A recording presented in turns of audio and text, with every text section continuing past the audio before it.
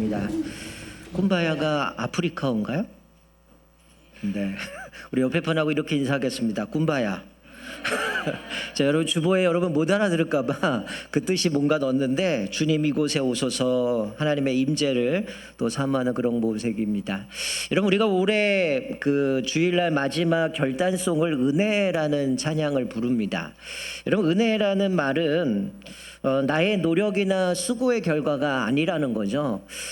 사실 우리가 살아가면서 우리는 흔히들 내가 뭔가를 투자를 하면 그것에 대한 결과를 기다리죠. 근데 우리의 막상 결과를 보면 내가 투자한 만큼 나오기도 하고 못 미칠 때도 있어요. 근데 어떨 때는 내가 투자한 것과는 상관없이 그거의 몇 배 이상의 것을 받을 때가 있다는 거예요. 우리는 그때 운빨이 좋아서가 아니라 그게 바로 은혜라는 겁니다. 결국 내 힘이나 수고가 아니라 하나님이 주셔야지만 가능하다는 거예요. 그래서 우리가 늘 고백하는 것처럼 하나님의 말씀 또 하나님의 주권에 순종할 수밖에 없는 거죠. 여러분 오늘 본문 말씀은 여러분 제가 설교 제목 왜 다른 결과를 이라고 제가 제목을 정했는데 여러분 오늘 본문은 하나님이 그런 은혜를 주셨어요. 그리고 하나님의 말씀을 우리가 들어요. 그런데 결과는 다 다르다는 거예요. 그러니까 다른 말하면 왜 사람들은 똑같은 말씀을 들었는데 똑같은 예수님의 가르침을 받았는데 전혀 다른 결과를 보이냐는 겁니다. 여러분 마태복음 11장 12장에 예수님의 가르침을 들은 사람 중에 어떤 사람은 제자가 된 사람이 있고 또 어떤 사람은 예수님을 대적하는 사람이 됐죠. 바리새인 같은 사람들은 자기들은 신실하다고 생각했지만 오히려 예수님을 향해서 귀신을 쫓아내자 바알세불 귀신의 왕을 힘입어서 귀신을 쫓아냈다고 얘기합니다. 조롱하는 거죠. 근데 예수님이 귀신이 자기 집안이 자기들이 싸우면 설 수가 있겠느냐. 귀신의 힘을 입어서 귀신 쫓아낸다 말이 안 된다는 거야. 그래서 예수님은 성령 회박자라는 거. 의도적으로 하나님의 일하심을 거부해 버리는 거죠. 그리고 예수님의 가족들이 찾아오는데 그들은 예수님을 또 의심합니다.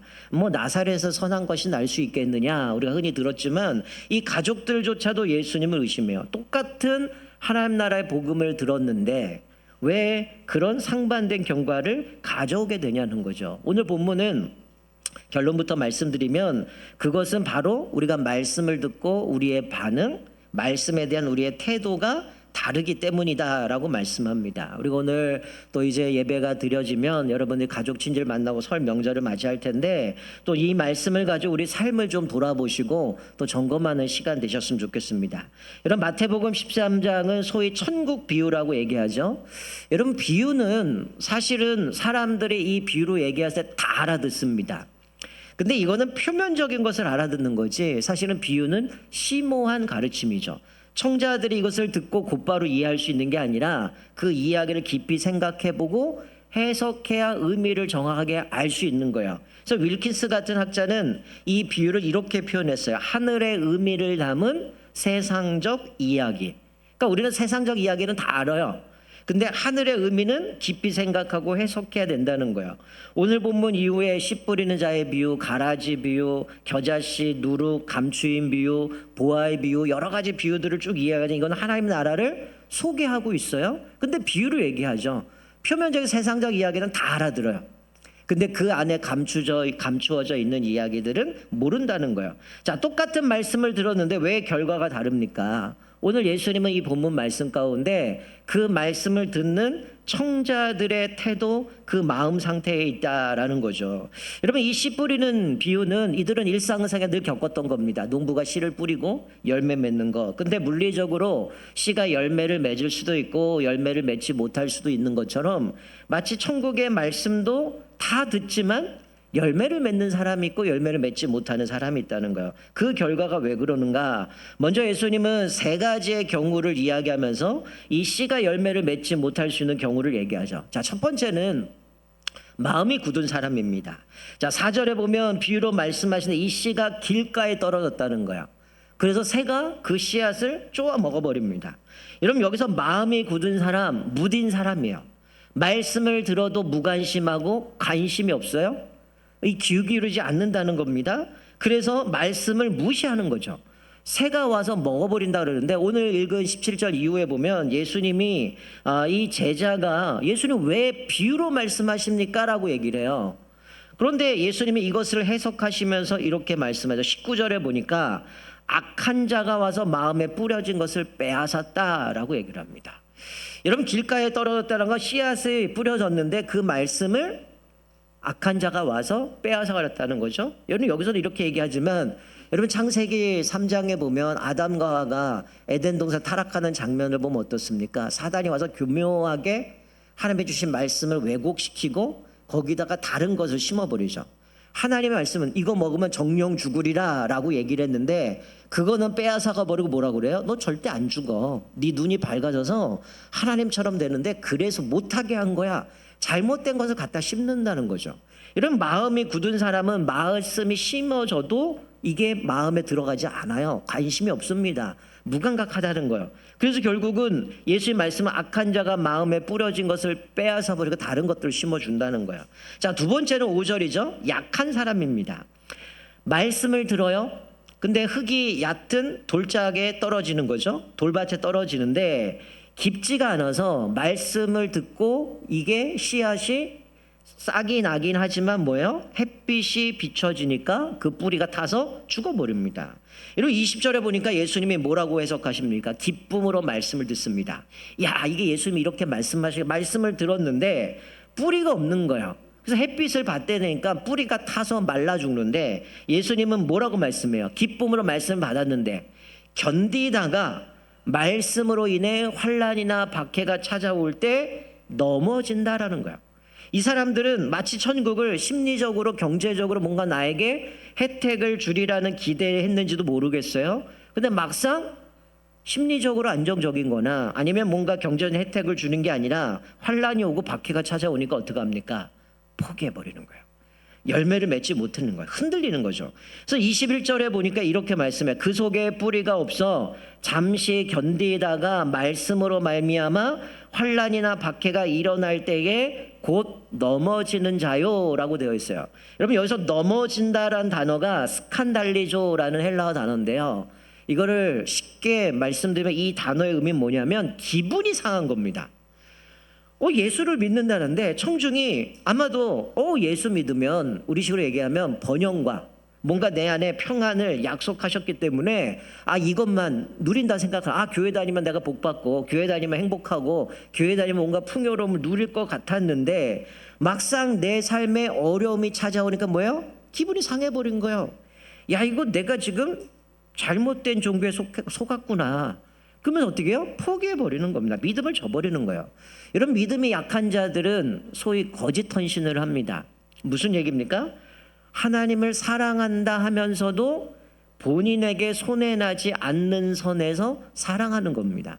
나에게 손해나거나 적당하게 이렇게 가다가 뭔가 위기를 느끼면 어떻게 해요? 바로 포기해버리는 거예요. 이거 아니구나. 내가 속았구나. 잘못 믿었구나. 이 얘기를 하는 겁니다. 자, 세 번째로 7절에 가시떨기에 씨앗이 떨어져요. 이 사람은 어떤 사람입니까? 두 마음을 품은 사람이죠. 가시가 기운을 막아서 자라지 못하게 한다는 거죠. 자, 22절 보면 예수님이 말씀을 듣지만 뭐래요? 세상의 염려와 재물의 유혹에 말씀이 막혀 결실하지 못한다라고 얘기를 합니다. 말씀을 들어요. 싹도 납니다.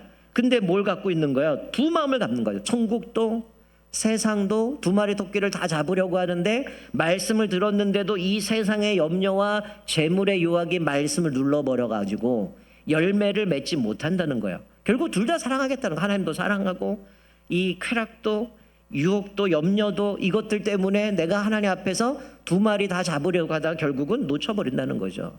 여러분, 길가는 마음이 굳은 사람이죠. 돌밭은 믿음이 약한 사람입니다. 가시떨기는 두 마음을 품은 사람이죠. 이 세 종류는 예수님이 지금 뭘 말씀하는가? 모두 다 천국을 거부하는 사람들이라는 거야. 근데 반면에 네 번째, 천국 역시 3단계로 열매를 맺죠. 100배, 60배, 30배의 열매를 맺는다는 겁니다. 여러분, 여기서 좋은 땅은 말씀을 듣고 깨닫고 기대 이상의 열매를 맺는 사람이죠. 말씀이 뿌리를 내리면 반드시 열매를 맺는다는 겁니다. 여러분, 전에 몇 년 전에도 제가 한번 설교를 하면서 제가 사진을 하나 보여줬는데 제가 AI에다가 좀 요 말씀을 좀 그려달라고 그랬더니 이렇게 그려줬어요. 우리 사진 하나 띄워주시겠어요? 이 본문을 가지고 이제 한 그림으로 딱 그려줬는데, 자, 예수님이 군중들이 많이 오니까 배를 띄우고 거기 앉으셔서 비유로 천국을 비유로 말씀하시죠. 자, 그런데 지금 저 농부가 씨를 뿌리는데 이거는 땅을 파서 씨를 심는 게 아니라 흙 뿌리는 겁니다. 이렇게 여기다 주머니 달고 이렇게 뿌려버리는 거죠. 그럼 저 그림처럼 이 밭은 네 개가 따로 있는 게 아니라 하나에 공존되어 있는 겁니다. 길가도 있고 돌밭도 있고 가시밭도 있고 좋은 땅도 공존해 있다는 거야. 여러분, 이 말씀에서 강조하고 있는 건 뭐예요? 씨 비유인데 이 복음은 반드시 열매를 맺는다는 거야. 근데 열매를 맺지 못하는 세 가지는 뭡니까? 그 말씀을 들은 우리들의 태도, 반응이라는 거죠.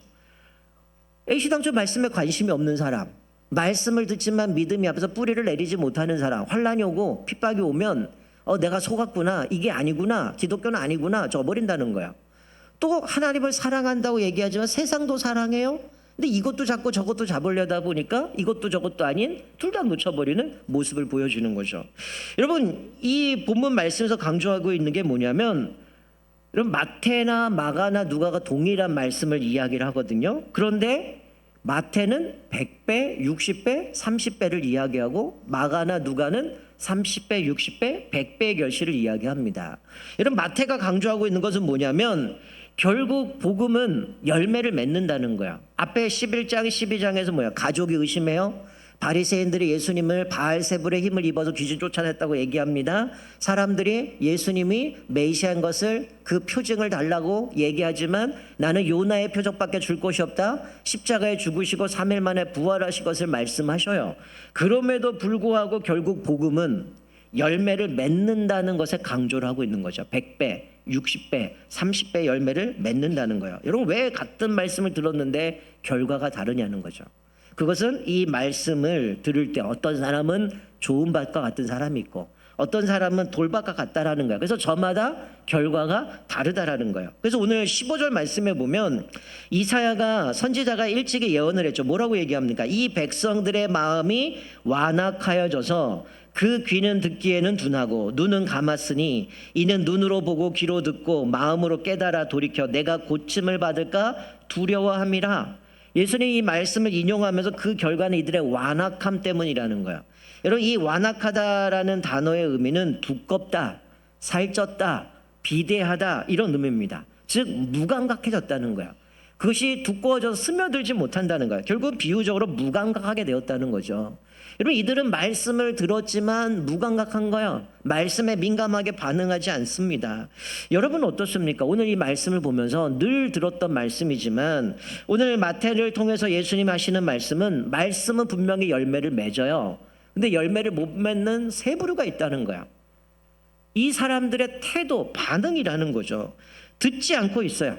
가짜로 듣고 있습니다. 듣긴 하지만 열매를 맺지 못해요. 그러나 듣고 100배, 60배, 30배의 결실을 맺는 사람이 있다는 거죠. 저와 여러분들은 오늘 또 설날을 맞이하면서 가족 친지를 만나겠지만 저와 여러분뿐만 아니라 우리 가족이 말씀에 둔감해서 비둔해져서 그 말씀을 민감하게 반응하지 못하는 그런 인생이 아니라 정말 주의 말씀을 민감하게 반응하고 주의 말씀이 내 삶에 녹아져서 스며들어서 여러분의 삶에 많은 열매를 맺는 하나님 나라 백성 되시기를 주님의 이름으로 축원드립니다. 여러분, 제가 질문 하나 드릴게요. 그러면 우리 주변에 길가, 돌밭, 가시밭 이런 사람들 보거든요. 여러분, 이런 사람들을, 돌밭 같은 마음을 가진 사람, 가시밭 같은 마음을 가진 사람들을 교회에서 추방해야 됩니까? 쫓아내야 됩니까?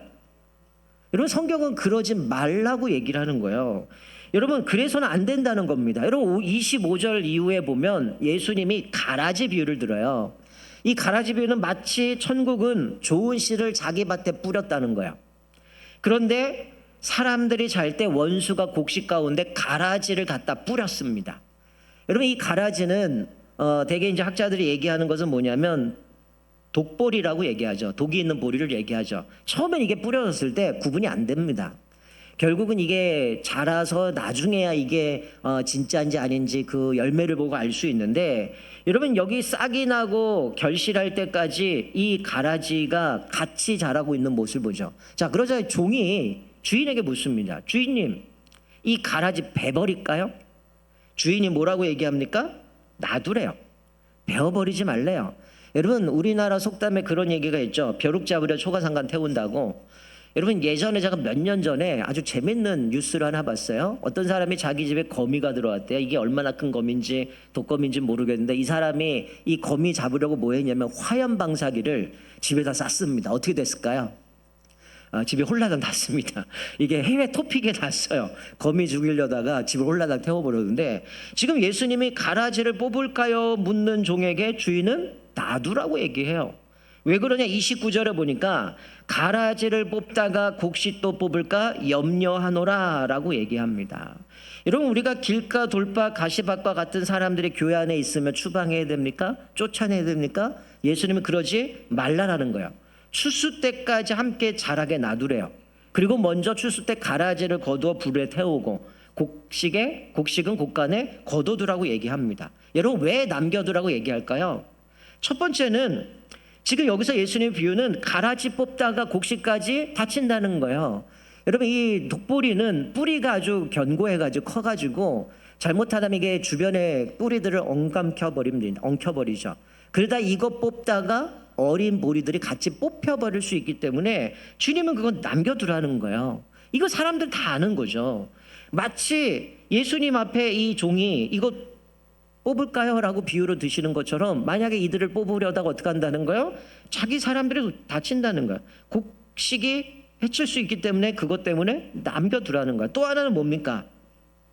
이 악인에게 회개할 기회를 주는 겁니다. 여러분 가끔 정말 충격적인 거는 믿음이 좋다고 하는 분들이 자기 자녀를 보고 마귀 새끼라고 하는 분이 있어요. 복음을 얘기해도 받아들이지 않고 신앙생활 하지 않고 자꾸 안 좋은 일만 하니까 마귀 새끼라고 얘기를 해요. 그럼 자기는 뭐가 되는 겁니까? 네. 자기 자녀한테 마귀 새끼 하면 안 돼요. 여러분 이게 오늘 비유도 보면 추수 때까지 남겨두래죠. 왜 남겨둡니까? 그 중에도 하나님 앞에 복음으로 변화될 사람들이 있다라는 거야. 행여나 그 중에도 하나님 선택한 사람이 있기 때문에 그를 남겨요. 가끔 보면 예전에는 야 이런 날라리가 있냐 어떻게 저럴 수 있는가라고 했는데 나중에 보니까 이 사람이 완전히 다른 사람이 된 사람이 있어요. 완전히 복음을 만나고 났더니 인격이 바뀌고 삶이 바뀌고 정말 주를 위해서 헌신한 사람이 있어요. 내가 볼 때는 이 인간은 아닌 되는 것 같아. 하나님 선택 안 한 것 같아. 얘가 믿은다면 진짜 내 손에 장을 이렇게 얘기하는 사람이 있지만 오늘 여기 성경이 얘기한 게 뭐예요? 악인에게 회개할 기회를 주신다는 거죠.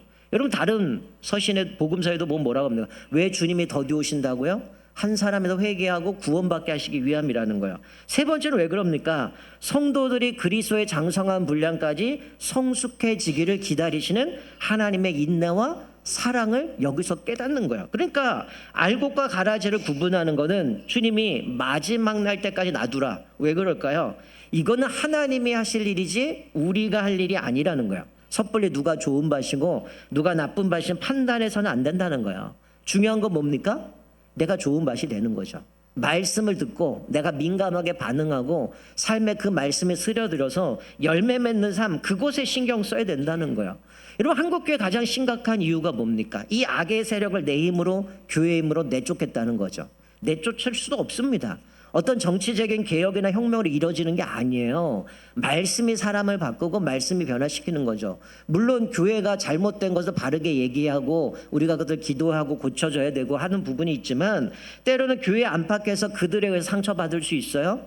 그런데 결코 하나님의 공의를 의심해서는 안 된다는 거예요. 마지막 때가 되면 아직 때가 되지 않았기 때문에 그들을 하나님이 심판하지 않고 있다라는 거예요. 여러분 알다시피 이스라엘 백성들이 가나안 땅에 들어갈 때 전쟁 치르잖아요. 왜 그렇게 잔인하게 그들을 죽일까요? 하나님의 사랑의 하나님인데 어떻게 그들을 그렇게 죽일 수 있을까요? 제가 1부, 2부 때는 이 얘기를 안 했는데 여러분 왜 그들을 심판하시고 그들을 다 진멸하실까요? 이거 하나님 너무 이상한 분 아니에요? 이렇게 생각하잖아요. 근데 여러분 아브라함의 부르셔서 그와 언약을 맺으실 때 뭐라고 얘기하냐면 창세기 15장에 보면 내 자손이 400년 만에 애굽에서 돌아올 거란 얘기를 하셔요. 그런데 주님이 뭐라고 얘기하시냐면 아직은 그들의 죄악이 관영하지 않았다. 그들의 죄가 차지 않았기 때문에 심판하지 않는다라고 얘기를 해요. 여러분 하나님의 능력이 없어 걔네들 바로 구원 못합니까? 아니잖아요. 그들을 애굽에서 구원하시고 가나안 땅에 들어가서 그들을 심판했던 이유는 하나님의 잔인한 분, 기독교인들을 살리기 위해서 그들을 다 죽이셔는 그게 아니죠. 성경은 뭐라고요? 그들의 죄악이 아직 다 차지 않았기 때문에 내버려 두신 거예요. 때가 되니까 더 이상 이들이 죄악으로 간영하니까 가득 차니까 어떻게 해요? 심판한 거예요. 하나님이 그냥 무작정 내 백성 살리겠다 죽이는 분이 아니라는 거예요. 여러분 여기도 마찬가지입니다. 겨자씨와 누룩의 비유가 나오죠. 겨자씨 모양 하나 이 조그마한 게 큰 나무를 만들어서 새가 깃들고 거기 그늘 안에 사람들이 쉬잖아요. 또 누룩 비유 뭡니까? 가루 서말에 들어간 이 누룩이 그 모든 걸 부풀게 만드는 것처럼 가족들이 의심하고 서기관들 바리새인들이 예수님을 향하여서 바알새를 입혔다고 얘기하고 온갖 모함을 하고 있지만 결국 뭡니까? 하나님의 나라는 승리하게 되어 있음을 말씀해 주고 있는 거예요. 반드시 열매를 맺는다는 거예요. 여러분 이 당시에 유대인들 가운데 이 농사지는 가운데 열을 뿌리면 거기서 하나만 제대로 푸악을 거둬도 이거는 성공적이었다라고 얘기를 합니다. 그럼 지금 예수님의 비유는 뭐예요? 100배, 60배, 30배는 감히 상상할 수 없는 그 숫자예요. 근데 예수님은 그런 얘기를 하는 거예요. 그 말씀을 듣고 비록 내가 가진 것 없고 내가 누리는 거 없고 상황은 그렇지만 하나님의 약속을 붙들고 하나님을 신뢰하면서 그 말씀 가운데 민감하게 반응하고 그 말씀이 내 삶에 스며들어서 믿음으로 살아가면 어때요? 환난이나 박해 오면 견딜 수 있다는 거예요. 세상의 유혹과 세상의 쾌락이 나를 유혹할지라도 그 말씀이 내 안에 심어지면 능히 극복할 수 있다는 거예요. 그러면 하나님께서 그들에게 어떻게 하신다는 거예요? 말씀을 통해서 100배, 60배, 30배의 열매를 맺을 수 있다라는 거예요. 근데 앞에 세 분은 말씀을 들어도 나와 상관없고 말씀을 들을 때 기쁘지만 뭔가 어려움이 있으면 때려치고 말씀을 듣지만 여전히 세상 사랑하기 때문에 갈팡질팡하다가 두 마음을 갖고 열매를 맺지 못하는 거예요. 그런데 주님은 뭘 말씀하는 겁니까? 결국은 주의 말씀을 듣고 마음에 새기고 순천하고 순종하며 살아가는 사람은 반드시 열매를 맺는다라고 얘기를 해요. 그래서 오늘 가라지 비유에서 뭘 말씀합니까?